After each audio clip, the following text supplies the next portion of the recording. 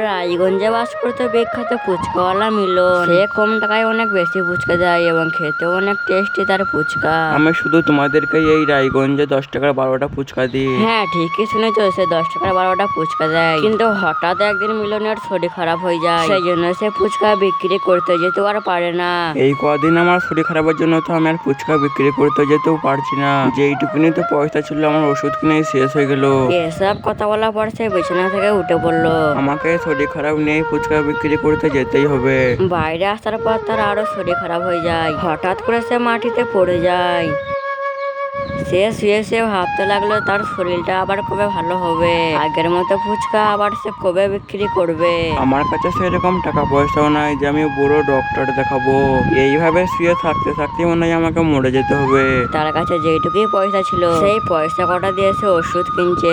Doctor বাবু দেখে তো আমার শরীরে কি হয়েছে, আর আমাকে সব থেকে কম দামের ওষুধটা দিবেন। তাই সে ওষুধটা নিয়ে এসে খেয়ে শুয়ে পড়লো। তার শরীর ভালো হলে সে প্রতিদিনকে ফুচকা নিয়ে আনলো বাজারে। বুঝলে বাবুরা, এই কদিন আমার শরীর খারাপ ছিল তো তাই ফুচকা আনতে পারলাম না। আবারও তোমাদের মিলন ফিরে এসেছে।